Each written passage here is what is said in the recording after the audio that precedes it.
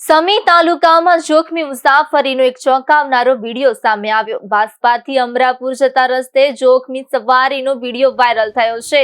વધુ કમાણી કરવાની લાલચમાં વાહન ચાલકો નિર્દોષ લોકોના જીવ જોખમમાં મૂકી રહ્યા હોવાનું સામે આવ્યું છે। વાયરલ વિડીયોમાં સ્પષ્ટ જોઈ શકાય છે કે જીવના જોખમે મુસાફરી કરતા લોકોની ભીડ જામી હતી।